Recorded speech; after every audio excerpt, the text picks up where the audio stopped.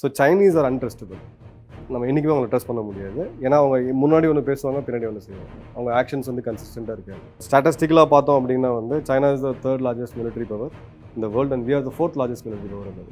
ஏன்னா ஆர்டிகல் 370 நம்ம இன்னும் டைல்யூட் பண்ணிவிட்டு நம்ம கான்ஸ்டியூஷன் அமெண்ட்மெண்ட் பண்ணி அன்றைக்கி நியூஸ் வெளியில் வரும்போது இவங்க வந்து ஒரு ஒரு பெரிய ஒரு அப்ஜெக்ஷன் கொடுக்கல சைனா சைட்லேருந்து. பாகிஸ்தான் கண்டிப்பாக கொடுத்தாங்க, பட் இவங்க ஒரு பெரிய அப்ஜெக்ஷன் கொடுக்கல. நம்மளோட ஃபுல் ஃபோக்கஸ், நம்மளோட ட்ரைனிங், நம்மளோட ஸ்ட்ராட்டஜி, நம்மளோட இது எல்லாமே சைனா ஃபோக்கஸ். அவங்களோட நேவி, அவங்களோட ஏர்ஃபோர்ஸை வந்து அவங்க என்றைக்குமே வந்து ஸ்ட்ராங்காக அப்படி காமிச்சிக்குவாங்களே ஒழிய அதை அவங்க டெஸ்ட் பண்ண மாட்டாங்க. 160 கோடி உள்ள ஒரு மக்கள் தொகை உள்ள கண்ட்ரி சைனா, 136 கோடி மக்கள் தொகை உள்ள கண்ட்ரி இந்தியா. ஸோ ரெண்டுத்தையும் சேர்த்து பார்த்தீங்கன்னா 1/3 of the world. So 1/3 of the population இருக்க கண்ட்ரிஸ் போய் இது பண்ணும்போது மிச்ச கண்ட்ரியில் வந்து எனக்கு சம்மந்தம் இருக்குது. நீங்கள் சண்டைக்கு வந்தால் எனக்கு இந்த கவுண்டர் கொடுக்க வேண்டிய எல்லா விஷயத்தையும் இந்தியா வந்து ப்ரிப்பேர் பண்ணிட்டு தான். அவதார் லைவ் வியூவர்ஸ், இன்னைக்கு வந்துட்டு ஒரு மேஜரான விஷயங்கள் வந்து நம்ம எல்லா கண்ட்ரி ஃபுல்லாக பேசிக்கிட்டு இருக்கோம். அதை பற்றி இன்னும் டெப்த்தாக பேசுறதுக்காக we have major Madan with us right now. Welcome to my show, sir. Thank you. நமஸ்தே. நமஸ்தே. உங்கள் போஸ்டிங் எங்கெல்லாம் இருந்திருக்கு sir? I joined Indian Army in 2003. அதுக்கப்புறம் I left military service in end of 2009. So என்னோட most of the service was in Jammu and Kashmir. Start of the career was in Poonch, line of control, கேள்விப்பட்டிருப்பீங்க. அப்புறம் ஒரு 1 year I was in Delhi and Pathankot, Punjab, which is close to again Kashmir. And ஒரு 2.5 years வந்து I was a part of Delta Force, which is part of Rashtriya Rifles, specialized in counter-terrorism operation. அது வந்து I was in a place called Doda. So in between Jammu and Kashmir, it's a valley.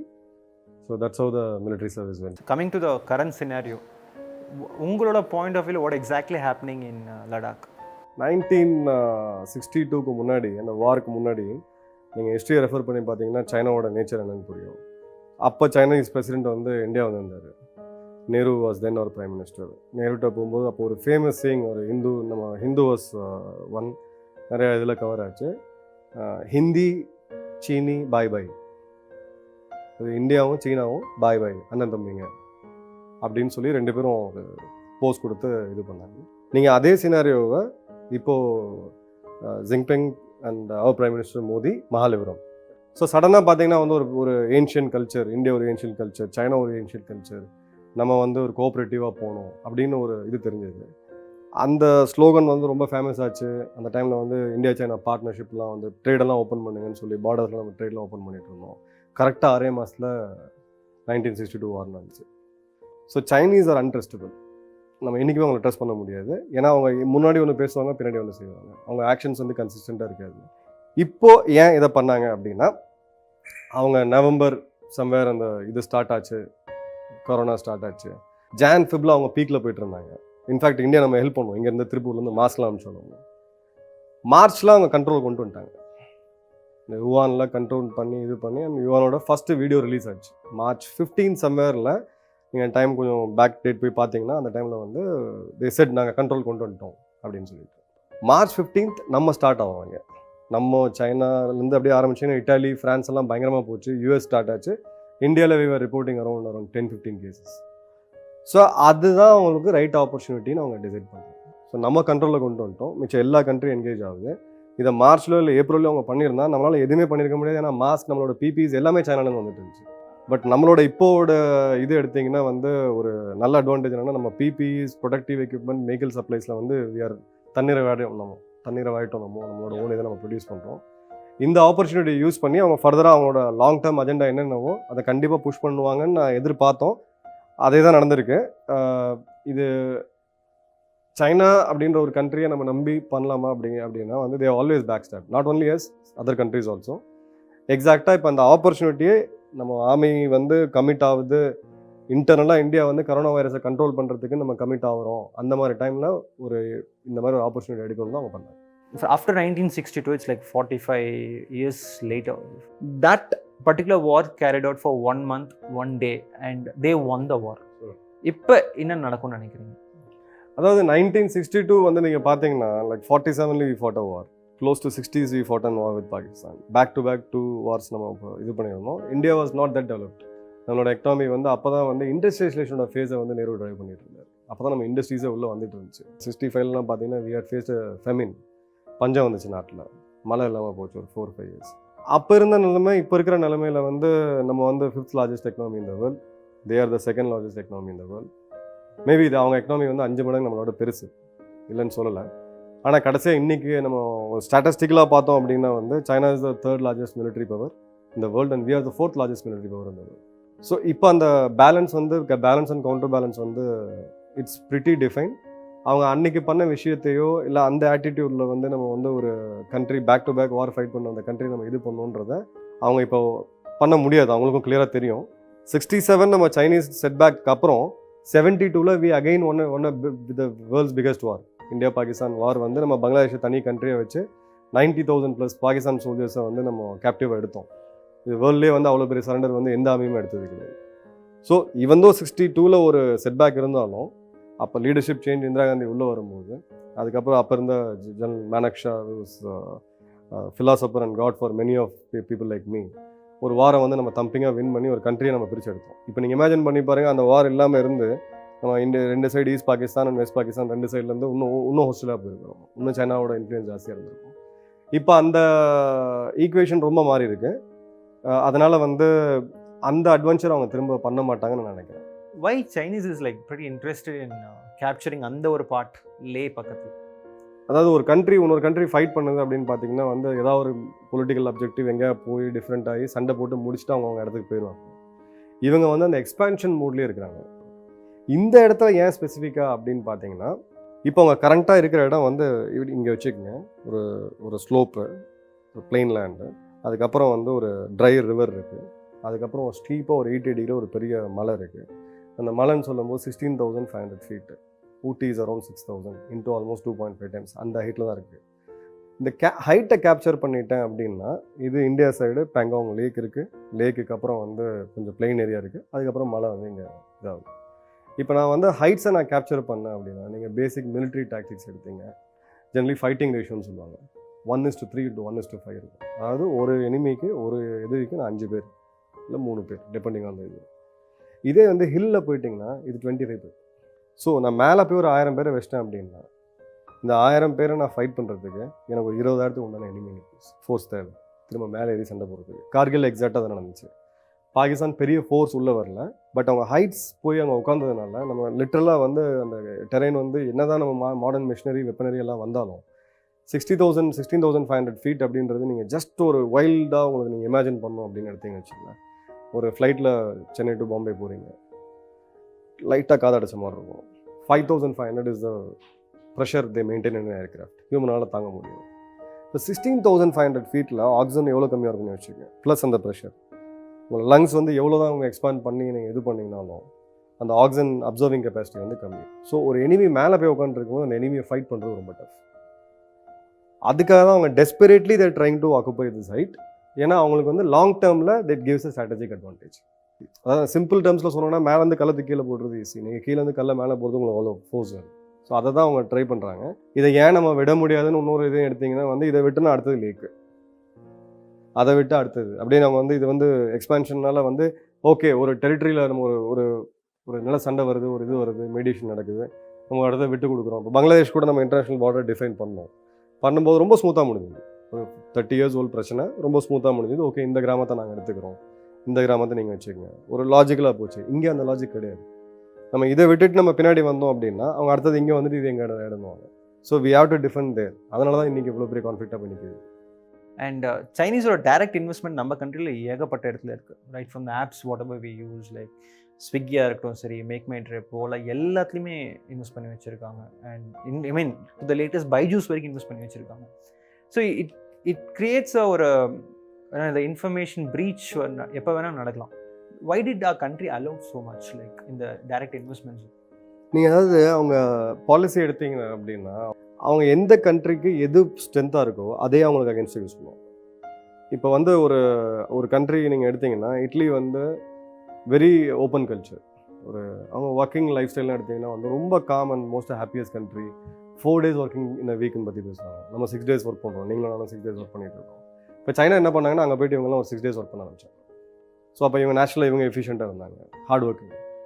So the took over all the jobs from idli. அவங்க ஒர்க்கர்ஸே யாருமே இட்லியில் வந்து இப்போ ஒர்க்கர்ஸே யாருமே இல்லை.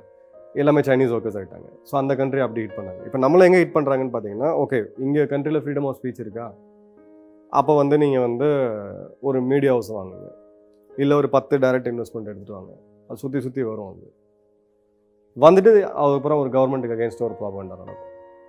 So இப்போ இந்த மாதிரி இன்வெஸ்ட்மெண்ட்ஸ் தான் ஏன் எடுத்தோம் அப்படின்னு பார்த்தீங்கன்னா, இப்போ வந்துட்டு எஃப்டிஐ நம்ம ஓப்பன் பண்ணி விடும்போது குளோபலைசேஷன் பாலிசி படி எடுத்தீங்க. இப்போ நம்மளும் we are free to go and open a company in China. இப்போ பார்த்தீங்கன்னா Tata has bought a factory in China. Mahindra வந்து போய் ஃபேக்ட்ரி வாங்கியிருக்காங்க சைனாவில். ஸோ we cannot say இல்லை இந்த கண்ட்ரிகிட்ட நான் வந்து எடுப்பேன், நான் இந்த கண்ட்ரிகிட்ட எடுக்க மாட்டேன் அப்படின்றத நம்ம டிக்ளேர் பண்ண முடியாது. It goes against trade agreements. இதனால வந்து இது ஒரு கன்சாலிடேட்டாக உள்ளே வந்துட்டு இருக்காங்க. பட் ஒரு மேசிவ் ஸ்கேல் ஆஃப் இன்வெஸ்ட்மெண்ட்ஸ் நீங்கள் எடுத்தீங்க அப்படின்னா ஸ்டில் த இந்தியன் கம்பெனிஸ் நம்ம ஓன் பண்ணி தான் ட்ரைவ் பண்ணிட்டு இருக்கு. But as you said this has to be curtail. இவங்களோட இன்வெஸ்ட்மெண்ட்ஸ் ஃபர்தராக வந்து as late as 1 month before government வந்து ஒரு புது நார்ம்ஸ் எடுத்துகிட்டு வந்தாங்க.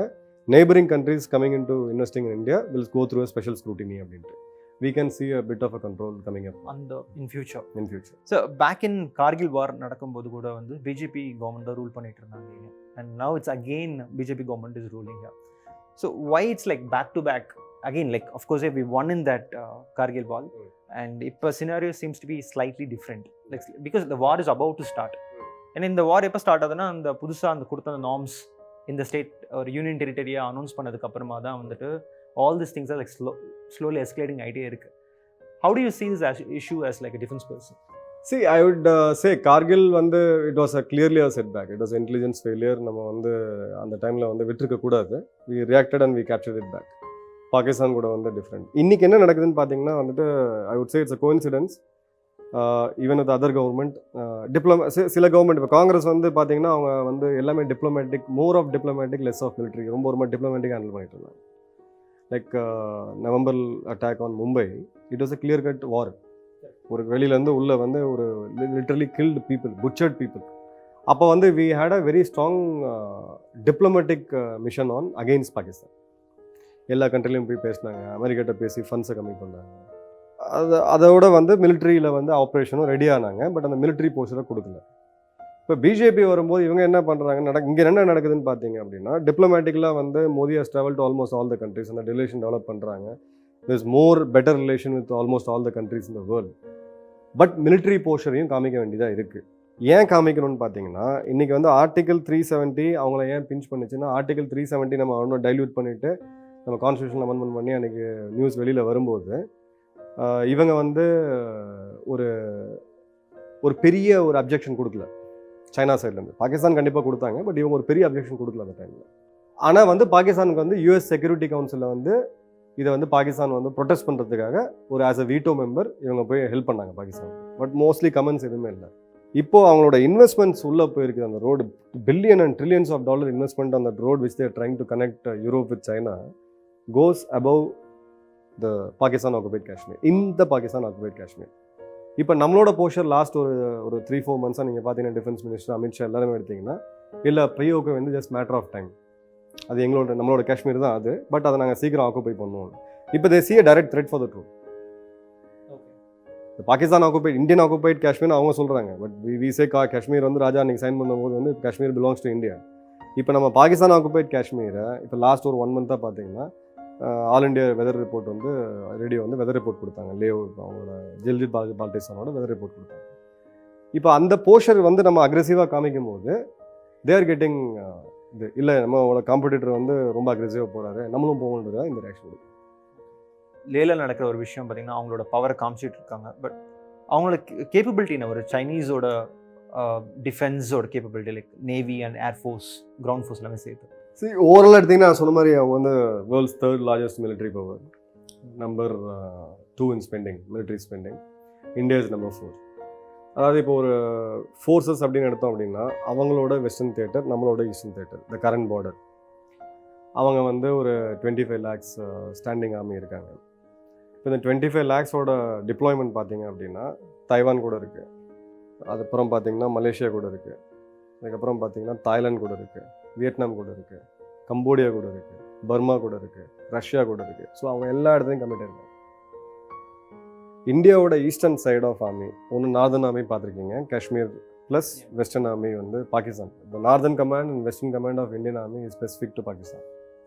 And part of northern command also takes care of our eastern border. இந்த லே லதாக்கோட ரீஜன் வந்து அப்படியே சிக்கிம், அருணாச்சல், மணிப்பூர் வரைக்கும், அருணாச்சல் வரைக்கும் உங்களுக்கு அந்த பார்டர் அப்படியே ரெண்டும் கண்டினியூஸ் ஆகிட்டே இருக்கும். நம்மளோட ஃபுல் ஃபோக்கஸ், நம்மளோட ட்ரைனிங், நம்மளோட ஸ்ட்ராட்டஜி, நம்மளோட இது எல்லாமே சைனா ஃபோக்கஸ்ட். நம்மளோட மொத்த ஃபோக்கஸ்மே, அதாவது ஈஸ்டர்ன் ஆர்மியோட நம்மளோட eastern command and part of northern command எடுத்திங்கன்னா, நம்ம ஏன் இப்போ எங்கே என்ன பண்ண போகிறோம்? நம்மளோட ஒரே ஒரு வேலை, primary and sole responsibility is to control China and to attack China if they attack us. இப்போ அவங்களோட ஆர்மி எல்லா இடத்துலையும் கமிட் இருக்காங்க. ஸோ அவங்களோட தியேட்டர், அந்த வெஸ்டர்ன் தியேட்டர்ன்றது வந்து அந்த கமாண்டில் அந்த இந்த சைட் ஆஃப் கமிட்டட் ஃபோர்ஸஸ் வந்து is for lesser then what India is. But இந்த கொஷினை வந்து நிறைய பேர் கேட்டிருக்காங்க, அப்போ 62 ஏன் நம்ம தோற்றோம் அப்படின்னா, அப்போ ரோட்ஸ் கிடையாது, நம்ம கொண்டு போய் ட்ரூப்ஸை மொபிலைஸ் பண்ணுறதுக்கு ரோட்ஸ் கிடையாது. இப்போ we have built our roads. Last ஒரு 7-8 இயர்ஸாக பார்த்தீங்கன்னா ரொம்ப அக்ரெசிவாக போயிட்டு ரோட் பில்ட் பண்ணுறோம். That is also irking them. அவங்க ரொம்ப கொடுத்தது அது. ஏன் இப்போ இவ்வளோ ஃபாஸ்ட்டாக ரோட் டெவலப் பண்ணிட்டு இருக்காங்க, நம்மளால இது பண்ண முடியும்னு சொல்லிட்டு. இது தவிர நீங்கள் அவங்களோட நேவி எடுத்தீங்க, அவங்க வந்து அந்த நேவல் வார் ஷிப் கேரியர் ஒரு கண்ட்ரியோட ப்ரைடு. அது நம்மகிட்ட விக்ரமாதித்யா இருக்குது. இவங்க வந்து ஒரு 2 இதை சொன்னாங்க, நாங்கள் ஓனாக ப்ரிப்பேர் பண்ணிட்டோம் அப்படின்னு சொல்லிட்டு. ஒரு முந்தானத்து வந்து நியூ சேட்டலைட் இமேஜ் எல்லாம் பார்த்தீங்கன்னா வந்து ஷிப்பில் ஒரு டாக்லேருந்து இன்னொரு இடத்துக்கு போயிடுச்சு. அது இன்னும் ஹை சீக்கு போகிறதுக்கு அது டிப்பிக்கலாக ஓஷனில் வந்து அது ஃபைட்டிங் கேப்பபிலிட்டி இருக்கானா ஒன்றும் இல்லை. இதுதான் உண்மை. அவங்க டெஸ்ட் பண்ணல. இதை வந்து இப்போ இருக்க டைமில் அவங்க டெஸ்ட்டும் பண்ண முடியாது. இப்போ அந்த சவுத் சைனா சீல வந்து இவங்க காமிக்கிற அதே அக்ரெஷனாக அவங்க சீல காமிச்சிட்டு இருக்காங்க to all the neighbours, Vietnam, இவங்க எல்லாமே. இப்போ அங்கே கமிட்டாக இருக்க நேவி வந்து அவங்க மலாக்கா ஸ்ட்ரைட்ஸ்ன்னு சொல்லிட்டு ஒரு இடம் இருக்குது. ப்ளஸ் வந்து இந்தியா மேப்லேருந்து அப்படியே கீழே போய் பார்த்தீங்கன்னா ஒரு சின்ன ஐலாண்ட் இருக்குது, தட் பிலாங்ஸ் டு ஆஸ்திரேலியா. இப்போ ஒரு 2 வீக்ஸ் முன்னாடி ஆஸ்திரேலியாவும் நம்ம ஒரு எக்ஸ்சேஞ்ச் பண்ணிக்கிட்டோம், அக்ரிமெண்டேஷன் தான். Australia can come and operate from Andamans. நம்ம வந்து அந்த ஆஸ்திரேலியா கீழே, சைனாக்கு நேர் கீழே வந்து, சாரி நான் தப்பாக சொல்கிறேன், இந்தியா கீழே கிடையாது, சைனா கீழே நேர் கீழே ஒரு சின்ன ஐலாண்ட் இருக்குது, இவங்களோடது கோகோ ஐலாண்ட்ஸ்னு சொல்லுவாங்க, ஆஸ்திரேலியாவோடது. நீங்கள் அந்த ரன்வே யூஸ் பண்ணிங்கன்னு சொல்லிட்டாங்க. இப்போ நேவி வந்து அவங்க என்ன தான் அவங்க வந்து இது பண்ணாலும், அவங்க எந்தெந்த நேவியை எடுத்து நிற்க, அவங்களோட குளோபல் காம்படிட்டர் வந்து US. And US navy is the best in the world. So US நேவியும் அவங்க ஃபைட் பண்ணணும். அதுக்கப்புறம் வந்து ஜாப்பனீஸ் நேவியும் அவங்க ஃபைட் பண்ணணும். அதுக்கப்புறம் வந்து சவுத் கொரியன் நேவியும் அவங்க ஃபைட் பண்ணணும். அதுக்கப்புறம் வந்து ஆஸ்திரேலியா, வியட்நாம், கம்போடியா, தாய்லாந்து, இந்த இத்தனை கண்ட்ரியோட நேவியும் நீங்கள் கமிட் பண்ணிவிட்டு அதுக்கப்புறம் நான் வந்து இந்த இந்தியன் ஓஷனில் வந்து இந்தியாவை டாமினேட் பண்ணுறதுன்றது இம்பாசிபிள். இந்தியாவுக்கு இருக்கிற ஸ்ட்ராட்டஜிக் அட்வான்டேஜ், நம்ம கண்ட்ரியோட அமைப்பே அதுதான் கடவுள் கொடுத்ததுன்னு பார்த்தீங்கன்னா, இந்தியா கீழே போயிட்டு இந்தியா பிளாக்கேட் பண்ணாங்க அப்படின்னா, கல்ஃப்லேருந்து ஒரு ஆயில் ஃபுல்லாக வந்து இந்தியன் ஓஷன் கிராஸ் பண்ணி தான் அங்கே உள்ளே போகுது. நம்ம இங்கே பிளாக்கேட் பண்ணாலும் இல்லை சவுத் சைனா சீயே போய் டேரிங்காக போய் நம்ம அங்கே பிளாக்கேட் பண்ணுறோம் அப்படின்னா, அவங்களோட ஆயில் ரிசர்வ் வந்து ரஃபாக ஒரு வேர்ல்டு எடுக்கிற எஸ்டிமேட் வந்து 15 to 20 days. ஸோ 20 days நான் ஷிப்பை பிளாக் பண்ணி வச்சிட்டா China will run out of oil. ஏன்னா 83% they're importing from the Gulf. They're the largest consumer of oil in the world as a country. அவங்களுக்கு நியூமரிக்கல் அட்வான்டேஜ், நம்மகிட்ட 4000 aircraft இருக்குது, அவங்ககிட்ட 10,000 aircraft இருக்குது அப்படின்னு அதை எடுத்தால் கூட அவங்க ஏர்ஃபோர்ஸும் வந்து it is not tested so for. அதாவது இப்போ நடந்த இன்சிடென்ட்ல நீங்கள் எடுத்து பார்த்தீங்க அப்படின்னா, J-15, J-31 அவங்களோட ஓன் ஏர்கிராஃப்ட் இருக்குது, ஆனால் டிப்ளாய் பண்ணல. சுகோய் தான் டிப்ளாய் பண்ணாங்க. அவங்களும் சுகோய் 32 அவங்க பண்ணாங்க, சுகோய் 13 அவங்க பண்ணாங்க. ஸோ என்னோட கேள்வி என்னன்னா, நீங்கள் இவ்வளோ பவர்ஃபுல்லாக நீங்கள் ஒரு ஓன் ஏர்கிராஃப்ட்டை நீங்கள் சொஃபஸ்டிகேட்டாக கிரியேட் பண்ணால் why can't you test it? நீங்கள் இவ்வளோ அக்ரெசிவாக வரீங்க, அந்த ஏர்கிராஃப்ட் வந்து நீங்கள் டெஸ்ட் பண்ணுங்க. உண்மை என்ன அப்படின்னா வந்து அவங்க ஏர்ஃபோர்ஸ் வந்து it's not about the technicalities of the aircraft, it's also about the pilot. அவங்க வேர்ல்டில் எந்த மிலிட்ரி கேம்ஸ்லேயுமே வந்து பெரிய லெவலில் அவங்களோட டேலண்ட் எல்லாம் டிஸ்பிளே பண்ணது கிடையாது. பட் இந்தியா நிறைய கண்ட்ரிஸ் வந்து டைம் அண்ட் அகைன் டிஸ்பிளே நம்ம என்ன பண்ணியிருக்கோன்றது தெரியும். Like we shot a F-15 using MiG-21. ஒரு Yamaha பைக்கை சேஸ் பண்ணி ஒரு ஃபெராரி அடிக்கிற கதை தான் அது. But we did it. We have such trained pilots. Even though our pilot got shot off and landed up in the enemy territory, but still we could do it. அவங்களோட navy, அவங்களோட ஏர்ஃபோர்ஸை வந்து அவங்க என்றைக்குமே வந்து ஸ்ட்ராங்காக அப்படி காமிச்சுக்குவாங்களே ஒழிய அதை அவங்க டெஸ்ட் பண்ண மாட்டாங்க. இப்போ இருக்கிற நிலைமையில் தப்பித்தவங்க டெஸ்ட் பண்ணி இந்தியா வந்து ஒரு நேவல் சூப்பீரியாரிட்டி வந்து காமிச்சிட்டாங்க, இல்லை ஏர்ஃபோர்ஸ் சூப்பீரியாரிட்டி காமிச்சாங்கன்னா, இந்த இவ்வளோ நாள் கிரியேட் பண்ணி வச்சிருந்த ஒரு மிகப்பெரிய மாயை சைனா அப்படின்றது வந்து கொலாப்ஸ் ஆகிடும். they will never take that risk. Do you think இப்போ இந்த ஒரு சுச்சுவேஷனில் வந்து யூஎஸ் ஆல்ரெடி டிக்ளேர் பண்ணாங்க, நாங்கள் வேணால் வந்து பேசிட்டுமா, let's do a peace talk between 2 countries அப்படின்னு சொன்னமே, 2 பேருமே வேணாம்னு சொல்லிட்டாங்க. இப்போ ஒரு வார் வருதுன்னு வச்சுக்கோமே, எந்தெந்த கண்ட்ரிஸ் வந்து நம்ம கண்ட்ரிக்கு சப்போர்ட் பண்ணுவாங்க? இப்போது ஃபுல் ஃப்ளெஜ்டு வார் அப்படின்னு போனீங்கன்னா வந்துட்டு யூஎஸ் வந்து இப்போ இண்டோ யூஎஸ் ரிலேஷன் வந்து பார்த்தீங்கன்னா ஆக்சுவலாக வந்து it came in when Modi became the prime minister. Obama அவங்களோட 2 பேரோட ஃப்ரெண்ட்ஷிப் அண்ட் இது கொஞ்சம் நல்லா இருந்துச்சு. Later on Trump. America means business. First of all we need to understand America வந்து there is no free friendship. கண்டிப்பாக அது மாதிரி ஒரு இது கிடையாது. தேர் தரவு business people, they're very very professional. எனக்கு நீ இதை கூட உனக்கு இதை கொடுக்குறேன். ஓகே, ஸோ ஹார்லி டேவிட்சன் உங்களுக்கே தெரியும் 140% இம்போர்ட் டியூட்டி இருந்துச்சு. நீங்கள் இதை கம்மி பண்ணுங்கள், I will let you give you H1B visa. உங்களுக்கு இது வேணுமா, எனக்கு ஆப்பிள், வாஷிங்டன் ஆப்பிள் நீங்கள் இம்போர்ட் பண்ணுறீங்களா, அதில் கம்மி பண்ணுங்கள். கலிஃபோர்னியன் டேட்ஸ் எனக்கு கம்மி பண்ணுங்க. அவங்க வந்து ஒரு that's how the trade works. அவங்க அப்படி தான் இது பண்ணுவாங்க. இது வந்து ஒரு கேஷ் லைன் சுச்சுவேஷன் அமெரிக்கா. அவங்க they're the highest in terms of corona virus casualties. ரொம்ப கண்ட்ரியில் வந்து top in the world no fight பண்ணிட்டு இருக்காங்க. Trump is facing an election in November. ட்ரம்ப்புக்கு வந்து எவ்வளோ சப்போர்ட் இருக்கோ ஈக்குவலாக அப்போசிஷனும் இருக்குது. இந்தியாவில் இருக்க மாதிரி வந்துட்டு ஒரு மைனர் லெவல் கிடையாது, ஒரு மேஜர் லெவல் ஆஃப் அப்போசிஷன் இருக்குது. ஸோ லாஸ்ட் எலெக்ஷன் நீங்கள் ட்ரம்ப்போட இது எடுத்தீங்க அப்படின்னா to get America first again. இந்த அமெரிக்கான்ற ப்ரைடு, இந்த அமெரிக்கான்ற ஒரு கர்வம், இந்த அமெரிக்காவோட ஒரு மைட், இந்த வேர்ல்டோட பாஸ், டாப் பாஸ், அதை நம்ம திரும்ப ரீகெயின் பண்ணணும்னு சொல்லி தான் அவர் வின் பண்ணார். People voted for. இப்போ அந்த எலெக்ஷனில் அது அந்த ஸ்லோகன் இல்லை. இப்போ அவர் என்ன பண்ணுறாரு அப்படின்னா ஹீஸ் அவர் எனிமின்னு சொல்லி சைனா காமிக்கிறார். அவங்களோட பேச்செல்லாம் பார்த்தீங்கன்னா ரொம்ப அக்ரெசிவாக இருக்குது. இதுதான் அப்படின்றத சைனா காமிக்கிறார். ஸோ தன்னோட எனிமியை வந்து இவ்வளோ அதை பேஸ் பண்ணி தான் ரன் ஆஃப் எலெக்ஷன்ஸ் வந்து already were in mid of June. July, August, September and October 4 months அவங்க கேம்பெயின் எப்படி போகணும்னு தெரியும். Highly intense campaign. ஸோ இந்த கேம்பெயினில் வந்து China is going to be the core issue. இப்போ சைனா வந்து இந்தியாவுக்கு சைனா ஒரு வார் வருது அப்படின்னா நேச்சுரலாக வந்து US will support India. But இதுக்காக வந்து யூஎஸ் ஆர்மியும் இந்தியன் ஆர்மியும் சேர்ந்து போய் சண்டை போடுவாங்க அப்படி கிடையாது. பட் நேவல் பேசஸ் எக்ஸ்சேஞ்ச் பண்ணலாம், லாஜிஸ்டிக்ஸ் நமக்கு சப்போர்ட் கொடுக்கலாம். ஒரு யூஎன் செக்யூரிட்டி மெம்பராக, ஒரு வேர்ல்டு லீடராக வந்து தேல் புட் என்ன ஆஃப் ப்ரெஷர் ஆன் சைனா. இதே ஸ்டாண்ட்ஸ் வந்து இப்போ ஆஸ்திரேலியா எடுத்திருக்காங்க. ஆஸ்திரேலியா வந்து தே literally into trade war with China. சின்ன கண்ட்ரினால வந்துட்டு நமக்கு பெரிய லெவலில் தெரியல. ஸோ அவங்களும் இதே ஸ்டாண்ட் எடுப்பாங்க. ஸோ இவங்களோட க்ளோஸ் கண்ட்ரிஸ் எல்லாம், இவங்க சைனாவோட neighbours except Turkey and Pakistan, most of this country will come in to play. Maybe I could clearly read எங்கேயாவது வந்து ரஷ்யா ஒரு 5%, சைனாக்கு support 95% they're with India, or they will try to be a neutral, நான் தீர்த்து வைக்கிறேன் அப்படின்ற மாதிரி வருவாங்க. பட் அமெரிக்கா வந்து எங்கேயாவது டைரக்ட் சப்போர்ட்டில் சைனா கிட்ட ப்ரெஷர் போடணுன்றதுக்காக சவுத் சைனா சி அவங்க வந்து உள்ளே வந்தாங்க அப்படின்னா பரம்பரை எதிரிகளான ரஷ்யா அண்ட் அமெரிக்கா, ஸோ தன்னோட எதிரி வந்து இன்னொரு இடத்துல போய் கை வைக்கும் போது அவங்க உள்ளே வந்தே ஆகணும். ஸோ ஒரு நேவல் ஒரு ஒரு ஒரு விதமான ஒரு வேர்ல்டு வாருக்கு உண்டான சினரியோ இருக்குது. ஏன்னா வந்து it's not a war between 2 countries. நான் கிளியராக சொல்கிறேன் உங்களுக்கு. 160 கோடி உள்ள ஒரு மக்கள் தொகை உள்ள கண்ட்ரி சைனா, 136 கோடி மக்கள் தொகை உள்ள கண்ட்ரி இந்தியா. ஸோ ரெண்டுத்தையும் சேர்த்து பார்த்தீங்கன்னா 1/3 of the world. So 1/3 of the பாப்புலேஷனில் இருக்க கண்ட்ரிஸ் போய் இது பண்ணும்போது மிச்ச கண்ட்ரியில் வந்து எனக்கு சம்மந்தம் இருக்க முடியாது. ஸோ டெஃபினட்டாக யூஎஸோட இன்வால்மெண்ட் இருக்கும். US will definitely has to support. அவங்க ஆப்ஷனே கிடையாது. அண்ட் நம்ம ரொம்ப நாள் ஃப்ரெண்டு ரஷ்யன்ஸும் நமக்கு சப்போர்ட் பண்ணுவாங்கன்னு சொல்லி நம்ம எதிர்பார்த்துட்டு இருக்கோம் நாங்கள் எல்லாருமே. பட் நீங்கள் சொல்கிறது பார்த்தாக்கா maybe even that also Russia வந்து they'll try to play neutral. Even 62 வார்லையும் பார்த்தீங்கன்னாலும் வந்து அவங்க டேரெக்டாக இந்தியாவுக்கு சப்போர்ட் வரல. ஏன்னா both countries R communist ideology.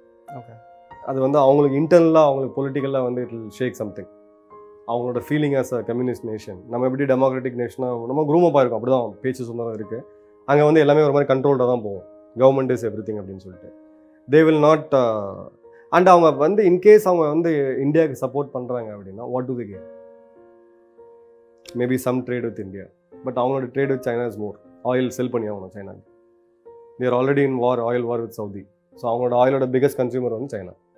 In case அவங்க சைனாவை சப்போர்ட் பண்ணுறாங்க அப்படின்னா what do they gain out of it? India கிட்ட பாய்ச்சிக்கிட்டாங்கன்னா இந்தியாவோட ஒரு லேக் + crore டிஃபென்ஸ் ப்ரொக்யூர்மெண்ட் அவங்களோட தான் இம்போர்ட் பண்ணுறோம், அது நிற்கும். India will totally go and buy from US.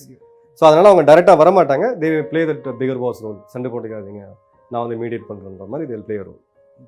So இது எல்லாமே வந்து ஒரு ஸ்ட்ராட்டஜிக்கலாக ஒரு லேமன் பாயிண்ட் ஆஃப் வியூலேருந்து நீங்கள் சொல்லியிருக்கீங்க. ஸோ இப்போ இந்த வார் எல்லாமே பார்க்கும்போது ஒரு ஒரு இன்டர்னல் பாலிடிக்ஸ், ஒரு கான்ஃப்ளிக்ட் பிட்வீன் தோஸ் கண்ட்ரீஸ் இருக்கிறதுனால தான் ஃபஸ்ட்டு ஸ்பார்க் ஆகுது. அது எந்த அளவுக்கு டீட்டெயிலாக ஹேண்டில் பண்ணுறாங்க? அது பேசி தீர்க்கலாம், அது விட்டுட்டு இவ்வளோ தூரத்துக்கு வரதுக்கு காரணம் என்ன? இப்போ ஒரு 2-4 days முன்னாடி தான் பேசி நம்ம ஆர்மி கமாண்டர் போய் பேசியிருந்தாரு. அவங்களோட தியேட்டர் கமாண்டர் வந்து பேசினார். 2 பேரும் உட்காந்து பேசினாங்க. இல்லை நாங்கள் டீஎஸ்கலேஷன் பண்ணிக்கிறோம் அப்படின்னு சொல்லி டாப் லெவலில் diplomatic level. One is the diplomatic level. External affairs minister ஜெய்சங்கரும் அவங்களோட ஃபாரின் மினிஸ்டரும் பேசி இல்லை இது எப்படி தீர்த்துக்கலாம், இது ஸ்ட்ராட்டஜிக் லெவல் டிசிஷன். நீங்களும் நானும் உட்காந்து பேசுகிறீங்க, சண்டை போடலாமா, என்ன பண்ணலாம்? இல்லைங்க சண்டை போட வேணாம், பேசி தீர்த்துக்கலாம். Let's not fight with each other. Time was are bad. 2 எக்கனாமியுமே சஃபர் ஆகிட்டு இருக்கு. அதாவது இந்தியா வீக்காக இருக்குது, அவங்க ஸ்ட்ராங்காக இருக்குன்னு 2 எக்கனாமியும் சஃபர்ட்டுக்கு வேண்டாம். இது அடுத்தது வந்து மிலிட்ரி லெவலில் போய் கன்வே ஆகுது. ஓகே, இது நாங்கள் வந்து டிசைட் பண்ணிட்டோம், no fight and all, talks வச்சு இது பண்ணுங்கள். என்ன ஃபைன் பிரிண்ட்ஸ், இந்த இடத்துலேருந்து யார் புல் அவுட் பண்ணுவா, இந்த இடத்துலேருந்து யார் புல் அவுட் பண்ணுவா, அதெல்லாம் நீங்கள் ஒர்க் அவுட் பண்ணுங்கள். But directionally we are giving you, பேசி தீர்த்துங்க. இது எல்லாம் பேசி முடிச்சு அந்த ஃபைனல் டே எக்ஸிக்யூஷன் அப்போ போகும்போது தான் what has happened unfortunate. Fist fight ஆகி அங்கே இது பண்ணி அவங்க ஒரு 40 பேர் செத்து, நம்ம வந்து ஒரு 20+ கேஷுவலிட்டிஸ் ரிப்பீட் ஆகி ஒரு கிரவுண்ட் லெவலில் மாறிடுச்சு.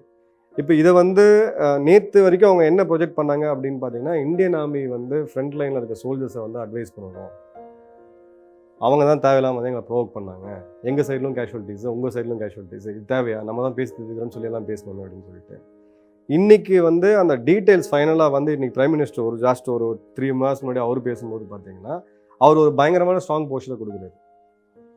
இது வந்து நம்ம கொடுத்த விலை, இவ்வளோ பேர் உயிரிழந்தது வந்து நம்ம வந்து சும்மா போகாது, நாங்கள் இதுக்கு மேலே வந்து நீங்கள் ப்ரோவோக் பண்ணுற வரைக்கும் ஓகே, ப்ரோவோக் பண்ணிங்கன்னா நாங்கள் சும்மா இருக்க மாட்டோம் அப்படின்னு பிரைம் மினிஸ்டர் வந்து ஓப்பனாக இன்றைக்கி மிஷன் கொடுக்குறாரு. அது என்ன பேக்ரவுண்டுன்னு நம்ம எடுத்தோம் அப்படின்னா, இந்த அட்டாக் வந்து ஒரு லாஸ், அதாவது நீங்கள் எல்லாம் பெரிய லெவலில் வந்து நம்ம வந்து எல்லாம் பண்ணிக்கிட்டு வீட்டில் ஒரு குட்டி பசங்க 2 பேர் சண்டை போட்டுக்காதீங்கன்னு சொல்லிட்டு கடைசி அந்த குட்டி பசங்க ஏதோ ஒரு கோவத்தில் வந்து சண்டை போட்டுக்கிட்டாங்க, ஒருத்தர் இடிச்சிட்டாங்க, வாயை உடைச்சிட்டாங்க. அப்படி தான் இவங்க ப்ரொட்ரே பண்ணாங்க. ஆனால் இது பிளான் பண்ணியிருக்காங்க, இதை பண்ணணும்னு அவங்க பிளான் பண்ணியிருக்காங்க. அதில் இந்த அளவுக்கு வந்து அவங்க கேஷுவலிட்டிஸை வந்து எதிர்பார்க்கல, இந்த மாதிரி ஒரு போஸ்டரை வந்து அவங்க எதிர்பார்க்கல. இதனால வரைக்கும் நம்ம அது மாதிரி பண்ணதே கிடையாது. இப்போ குயிக்லி வந்து அவங்க என்ன சொல்கிறாங்கன்னா, ஓகே அவங்க கேஷுவலிட்டிஸ் பற்றி பேசவே இல்லை.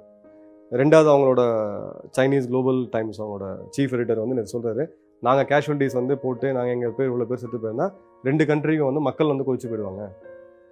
இந்தியாவில் 20 பேர் போயிட்டாங்க, நாங்கள் 30 பேர் விட்டோம், இது நம்பர் கேமாக போயிடும், இது வந்து 2 கண்ட்ரிக்கு நல்லது இல்லை, அதனால அவங்க பெருந்தன்மையாக போயிடுறோம் அப்படின்ற மாதிரி ஒரு போஸ்டர் காமிச்சிருக்காங்க. இதே தோக்லாமில் பார்த்தீங்கன்னா அவங்க ரொம்ப அக்ரெசிவாக இருந்துச்சு அவங்களோட போஸ்டர். இந்தியாவே காணாமல் போயிடும், மேப்லேருந்துலாம் போயிடும், இந்தியாவோட ஈஸ்டர்ன் சைடு வந்து எங்களுக்கு தான், அதெல்லாம் பயந்து இருந்துக்குங்க, 1960 என்ன ஆச்சு ஞாபகப்படுத்தி பார்த்தீங்க, அந்த மாதிரி ஒரு போஸ்டர் இப்போ இல்லை. ஸோ இப்போ அவங்களும் அந்த மூடில் இருக்காங்க.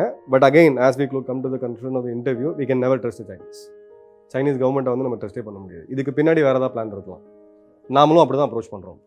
they can do a sympathy game also, like sympathy game create பண்ணி அதை குளோபல் லெவலில் வந்து அவங்க மெச்சோர்டு, நம்ம வந்து இந்தியா தான் ரொம்ப அக்ரெசிவாக போகுதுன்ற மாதிரி காமிச்சிக்கிட்டு வேறு எதாவது பண்ணலாம். But India has already increase its strength and monitoring in Indian ocean. ஏர்ஃபோர்ஸும் இஸ் ஆல்வேஸ் தேர்.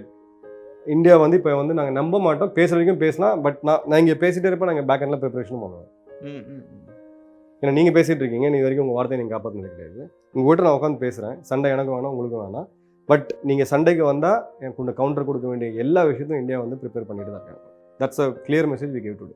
எனக்கு தெரிஞ்சுக்கிறதுக்காக இது உங்ககிட்ட கேட்குறேன். இப்போ இந்த டாக் வந்து அவங்க நம்ம பார்டருக்குள்ளே கொஞ்சம் அதிகமாக உள்ள 5 kilometers உள்ளே வந்துட்டாங்க, அதனால தான் நீங்கள் பின்னாடி போங்க அப்படின்னு சொல்கிறதுக்காக தான் அவங்க பேச போயிருக்காங்க. இந்த டாக்ஸ் சுமூகமாக முடிஞ்சதுனாக்கா will we get that 5 kilometers back to us? இல்லை, ஆல்ரெடி அவங்க வந்து இந்த 5 kilometersன்றது வந்து சில ஓப்பன் சோர்ஸ் இன்வெஸ்டிகேஷன் சொல்லுவாங்க, அவங்க சேட்டலைட் இமேஜரி வச்சு பேசுகிறாங்க. நீங்கள் கிரவுண்டில் டெரெயினில் போனால் புரியாது. It's not a define boundary. Define பவுண்டரியாக தான் பிரச்சனையே கிடையாது. இந்த பவுண்டரி தாண்டி உள்ளே வந்தால் வார். வாகா பார்டரில் வந்து இது ஸோ இட்ஸ் அ கிளியர் வார். இங்கே வந்து பவுண்டரி டிஃபைன் இல்லை. நம்ம இதுதான் அப்படின்னு நம்ம கிளைம் பண்ணுறோம், அவங்க வந்து இதுதான் எங்கள் லைன் கிளைம் பண்ணுறாங்க. இது வந்து அவங்க அஃபிஷியல் டேர்ம்ஸில் தேர் லைன் ஆஃப் கண்ட்ரோல் அவங்களுக்கு ஒன்று இருக்குது. 60-70% மேட்ச் ஆகுது, 30% மேட்ச் ஆகலை, இன்னி வரைக்கும் ஆகலை. அந்த 30% ஆகிடுச்சுன்னா we can agree on the border. இந்த டிஸ்பியூட்டே வராது, இதுதான் சொல்லி கிளியராக மேப்பை போட்டு போயிடலாம், ஒரு பார்டரை போட்டு சீல் பண்ணிட்டு க்ளோஸ் பண்ணிட்டு போகலாம். அந்த 30%ல் வந்து இந்த ஆன் அண்ட் ஆஃப் பண்ணிகிட்டே தான் இருப்பாங்க. That's the one. Thank you so much, sir, for your time, and hopefully we won't get closer to the war and we'll come out of it in a very peace way அப்படின்னு சொல்லி அந்த ஒரு positive நோட்டோட நம்ம இந்த conversation முடிப்போம். எல்லாரும் அதுதான் wish பண்ணுறோம். இந்த நாளில் வந்து world is undergoing a tough time, அதனால் நம்மளும் வேண்டிப்போம் இதான்ட்டு. பட் அதை மீறி வந்துச்சுன்னா we will face it. Definitely. Thank you. Jayant.